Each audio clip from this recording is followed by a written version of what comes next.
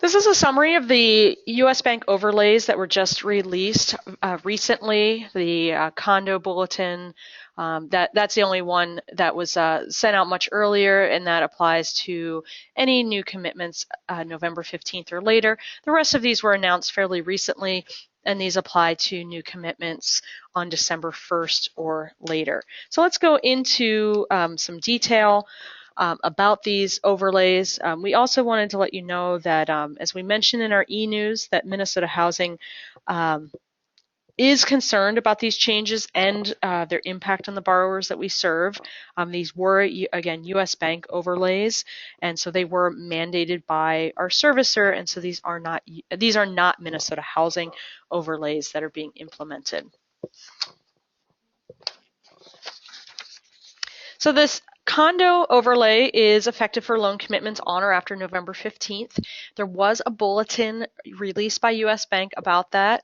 We also released an e-news shortly thereafter, and we did link to that bulletin. So if you have trouble finding it on all regs, you can refer to one of our previous e-newses and find that link. And but it's really important to take a look at the bulletin because not only do condos have to be PAD approved now, but the requirements for condos are going to differ depending upon what tier your company is in. And U.S. Bank has divided those tiers between tier 3 and 5 and then tier 4 and 6. Generally speaking, the largest banks such as Wells Fargo are, I believe, going to be tier 4 and 6 lenders, and it's going to be the smaller companies that are in tier 3 and 5. But you'll again want to look at that bulletin and follow the requirements based on what tier you're in. If you do not know what tier you're in, you can contact U.S. Bank Help Desk, and they will look up your company's status. Our programs, despite these overlays, our programs we still allow condo properties, but again, lenders just need to be aware of the new U.S. Bank overlays in respect to condos. We are in the process of updating our manuals. They have not been posted to the website yet. When they are, there will be an e-news that goes out, but we are in the process of incorporating some of these overlays into our manual. We don't typically do that when they are servicer overlays, but we feel that these overlays are very important, and we just want to make sure that nothing is missed by lenders. So that's why we're updating the manuals, just to be crystal clear about some of these different servicer overlays that will affect our lending partners. All the other overlays that I'm talking about are going to be effective for new commitments made on or after December 1st, 2015. And the biggest one that probably will affect our lenders the most will be the minimum 660 credit score on an FHA loan, and then the maximum DTI being capped at 45%. Just like with any of our other credit scores, they are held firm. So if it's an FHA loan and the borrower's at a 659 credit score, or they have a 46% DTI, they will not qualify for an FHA loan through Minnesota Housing. As with all of these overlays, again, Minnesota Housing is very concerned about them, and we did our best to negotiate with U.S. Bank on these different overlays, and but U.S. Bank did hold firm on, particularly on this issue. And they're concerned, I mean, the way they put it to us, they are concerned about loan performance with FHA loans. And so that is what the driving force is behind this credit score and DTI requirement. They are looking at nationally at loan performance. That's not to say, that Minnesota Housing loans aren't performing well in the areas in respect to all these different overlays, but they're looking at their business on a national level. U.S. Bank did release a bulletin that I believe had some misinformation about manufactured housing.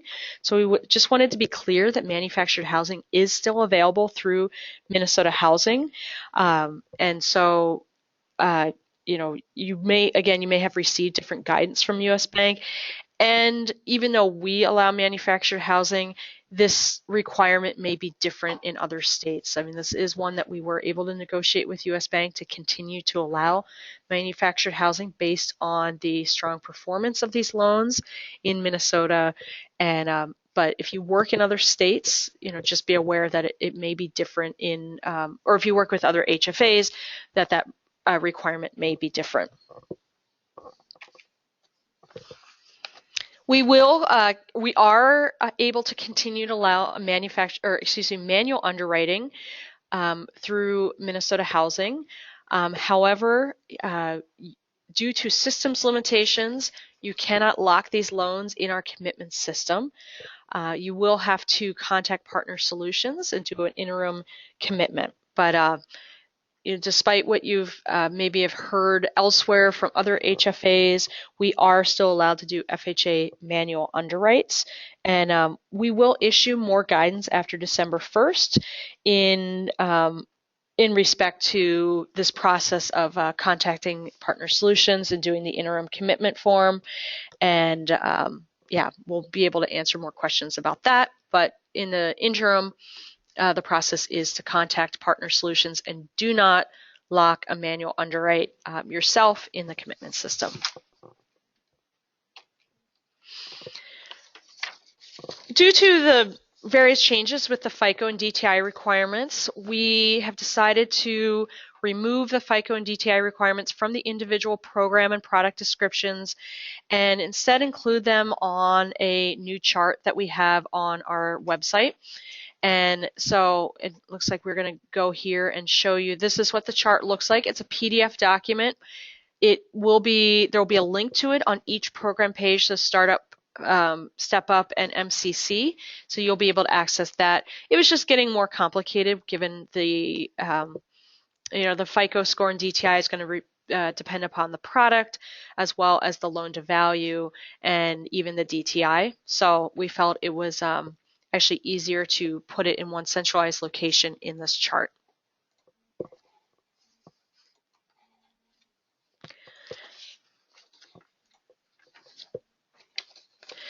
And that is the conclusion of our overview of the U.S. Bank overlays.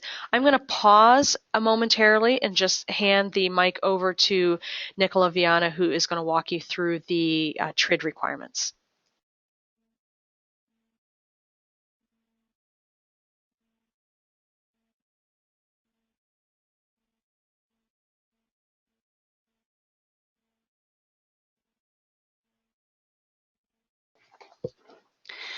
All right, good morning, everyone. Again, this is Nicola Viana, and I'm a program manager as well at Minnesota Housing. And so this second part of this update will cover the TRID updates and how to disclose your down payment and closing cost loans with so that they can be purchased by Minnesota Housing. So we're going to cover the monthly payment loan and the deferred payment loan here.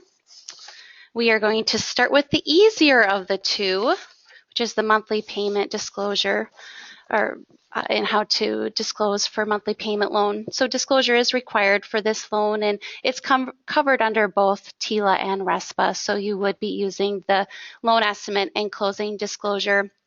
And one aspect that you want to keep in mind is on those forms, when you're asked to check the loan type, we just recommend that you mark conventional for that piece because it's a little tricky there. People have wondered, is it government? Is it other? We recommend that you mark conventional there for the MPL loans. And this would be based on the loan application date. So MPL is pretty straightforward. Just use those new TRID documents. Now, the deferred payment loan is a little bit more complicated. We've done quite a bit of research here at Minnesota Housing, and we've basically boiled it down to these three separate options to disclose. We're recommending and highly just recommending that you look at option 1 for several reasons, which I'm going to be discussing once I explain these options. So I'm going to take you through what you need to know about each option. So for option 1, it's using the TRID disclosures. In order to use the loan estimate and the closing disclosure, you would have to charge a nominal processing fee. We would recommend that you charge at least $10 because it would be a finance charge and it would kick it under TILA. So then it would then be covered with TILA and RESPA. And so you need to charge a nominal fee there. But we request that you wouldn't charge more than $100 because we just don't want to be charging high fees to these borrowers who need the assistance the most. So I'm going to list some of the pros with this option and just why we are recommending this. It would create consistency both for the borrower, the lender, and the people that are reviewing these loans so that you're using the same disclosures as you would for the first mortgage. Also, this option would cover all of us, and it would be less likely to go on exception due to disclosure because the disclosure, all the elements of the disclosure are covered in these forms. It's more transparent, so the borrowers are already receiving these documents for the first, so they can see, okay, this is also a loan, and I've got these same forms. And it's a process that you can use consistently and use it for each loan, because some of these other options you have to look case by case. So it just has a lot of benefits. And so we have a target date that we'd like lenders to use this option by April 1st. If you can't, please contact us. We want to hear from you. We understand that there might be some systems constraints with this option. So we're in the process of calling each lender and checking in to see if this is possible. And we just want to hear from you on what's going to work for you. Option 2 is the old RESPA disclosures. So you'd use the good faith estimate and the HUD-1. And this is a pretty straightforward option too. It's already forms that you might be familiar with. However, we've heard from some lenders that they might not have access to these forms anymore. So that might be a barrier in using these disclosures. And option 3 is where we get a little bit more complicated. And this has to do with the partial exemption, which falls under TRID and RESPA. And basically, this is the idea that if this is a particular loan and it meets certain criteria, there's 6 criteria to be exact, then you wouldn't have to disclose in the way that you would for other loans. With this option, you really want to make sure that your compliance and legal team has really reviewed what the partial exemption means. You want to understand the criteria, and then once you figure out if the loan meets the partial exemption, you still need to provide a disclosure to the borrower. It has to be a company-generated disclosure. And this disclosure needs to have certain information in it. It needs to list the terms of the loan. It needs to list the repayment conditions and any costs associated with the loan. We are in the process of developing a sample disclosure form that you all could use. Our legal staff happens to be out of the country right now, and when she gets back, we plan having her review this form. So it's not ready quite yet, but we're happy to share it with you and provide it to you as a resource. So you do have some options. Okay, so I just heard that we've got some questions about this that we're going to be answering. So again, these are options. If you follow one of these options and do it correctly, Minnesota Housing will purchase your loan for this on this particular issue. So I'm going to take just a moment to see what some of the questions are, and I will be with you in just a second.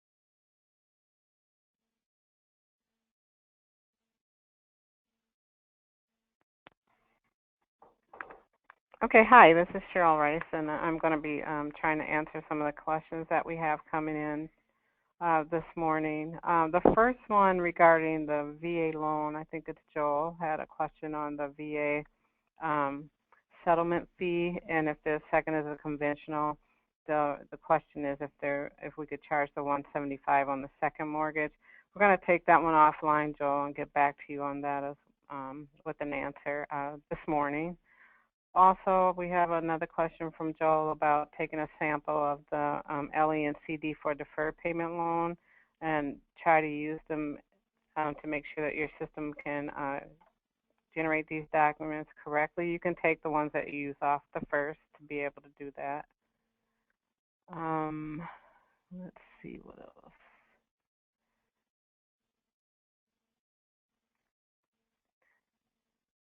We presently use the exception provided GFE and until assume that's acceptable. That's correct if it meets the exemption requirements. But yeah, but as of April, you want to do the LE and the CD. So for right now, that will be okay. Hold on just a second because we got a lot of questions coming in. Can you move me?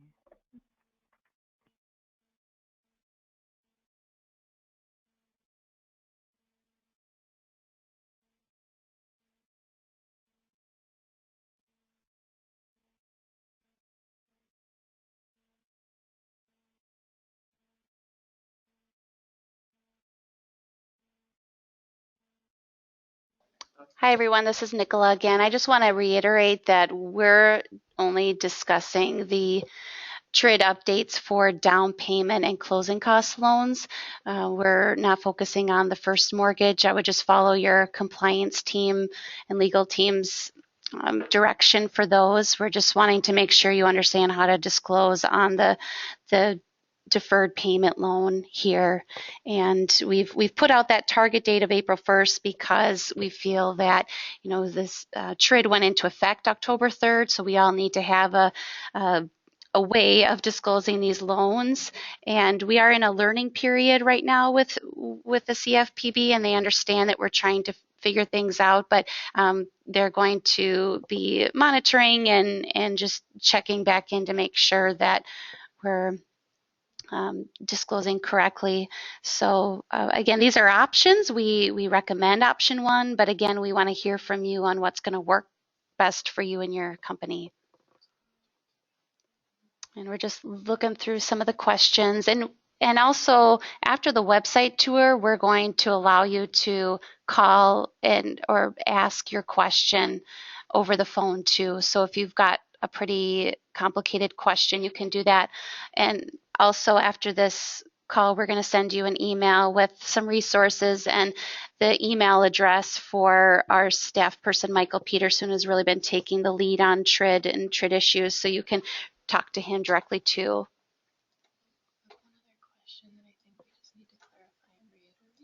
Give me 1 second while I look at some of these questions and see if I can answer.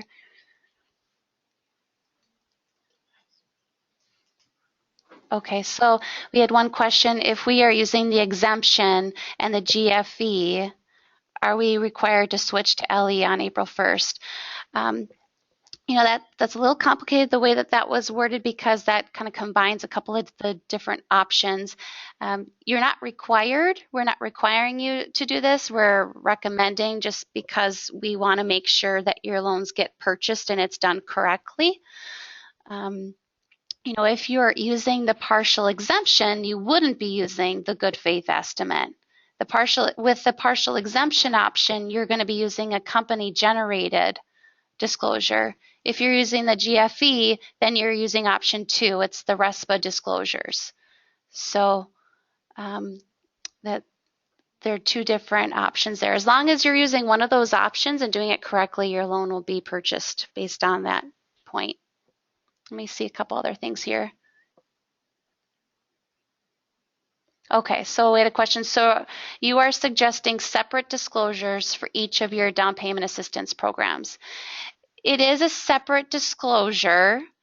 It would be a separate from the first mortgage. So the borrower needs to be notified that they're receiving a either a monthly payment loan or a deferred payment loan. And yes, so that's separate disclosure form for the first and the second to let them know that there's two different loans. Oh, I'm sorry. And then for each of the DPAs. So, I mean, if you're going with option one, it's one disclosure form. It's the LE and the CD. So that's another reason why we're suggesting TRID disclosures, because then you can just use one disclosure for both programs.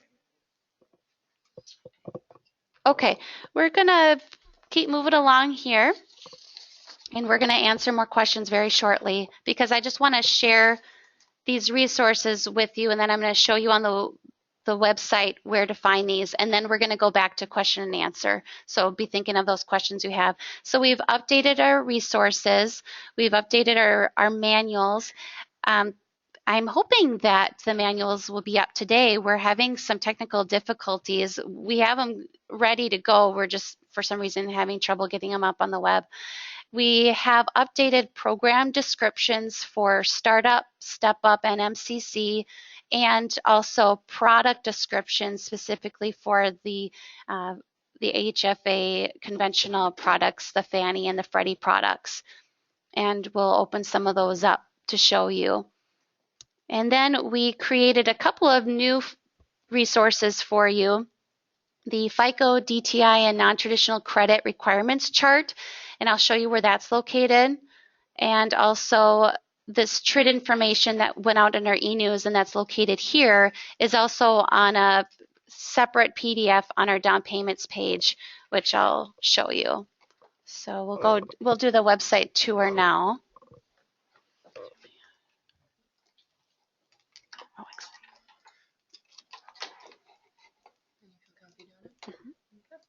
All right, so when you go to the home page, when you go to our home page, our website is mnhousing.gov, and the information is going to be located in this lenders and home ownership partners area. So this rust red area here is where you want to go, and you want to go to home ownership lenders. This is where all of our information is located. So we've got our overview page, and nothing has changed with that page. Then you've got Startup, Step Up, MCC, and Down Payments. That's where you're going to find the new documents. So let me go to Startup first and show you the items that are new here. So the manuals, forms, and resources, this is where you'll find some of these documents. The procedural manual, it's supposed to be right here, and it will be there very shortly. And it will say, effective December 1st. So we're going to have two manuals up for a little while so that you know which one you need to use. So you'll have one, loan commitments on or after December 1st will be located here. And I'm going to show you here, this is the document that Kirsten showed you, the FICO, DTI, non-traditional credit requirements. So that's the document that she opened up already. And then this program description, I'll open that up real quick to just show you the differences so that you can see. And I would not suggest printing these because we do make changes. Every time you want to look at it, just pull it up on our website. And you'll see here for minimum FICO and maximum DTI, we have a link to that chart. And the manual underwriting, we have that broken out so you can see that it is allowed for conventional RDVA. It is allowed with FHA, but you need to contact Partner Solutions to start that process because we don't want you to commit those into our commitment system. There's a separate process for that. So just a couple of different changes to each of the program requirements, and that's basically how it looks different. All right, so let me take you back to the website here. So then the same documents are shown on the Step Up and MCC page as well. And then under down payments, we've got right here under note, important TRID update for down payment and closing cost loans. This is the same language that was in our e-news. If you ever want to see past e-news, if you maybe deleted it by accident, you can go to e-news archive. And they're all located here. If you would like to sign up for our e-news, you scroll to the bottom of any of our pages in the right-hand corner and click e-news setup. Anything else? All right, so I think that is the extent of the website tour of what we want to show you and the changes. So we are going to take some more question and answers, and Cheryl's going to help us answer some questions. So just bear with us as we answer some more questions for you. If you've got all your questions answered, thank you so much for joining us, and reach out to the Partner Solutions team. And our last slide will show their phone number. It's also located on our website as well. All right, thank you for hanging with us today. This is just going to be the question and answer session, and so I'm going to moderate this portion, but if you have a question, what I'd like you to do is either type it in on that chat box on the bottom, or go ahead and raise your hand. If you raise your hand, I will unmute you so you have the opportunity to speak and have any follow-up questions. So it looks like our first question is coming from Don, and I'm going to have you hold 1 second, Don.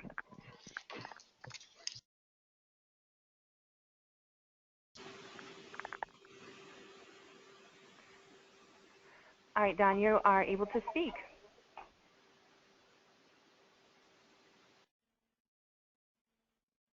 Don, do you have a question?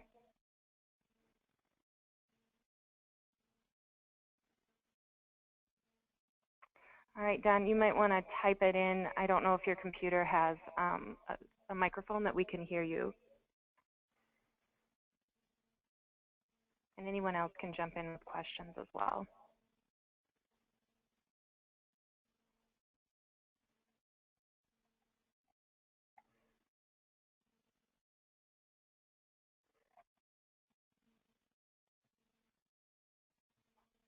All right, we'll give it a couple more minutes. It looks like Don was the only one with a question so far, but we will hang out here to make sure we get all of your questions answered.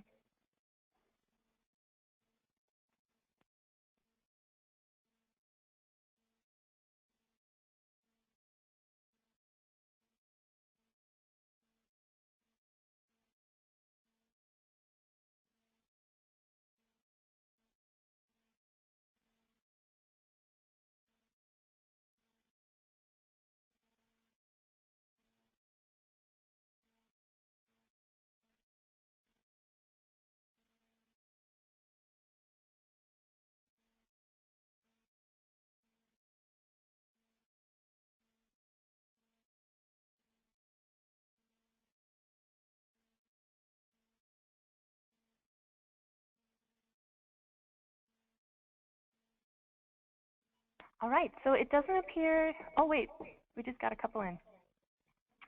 Can you provide a name, contact name for the number for TRID-related questions that I can pass along to our compliance department? Dana, good question. What I'll be doing is setting a follow-up email, and that will have the information about who you can contact here at Minnesota Housing. So make sure you look for that. That'll come from me, Emily Strong.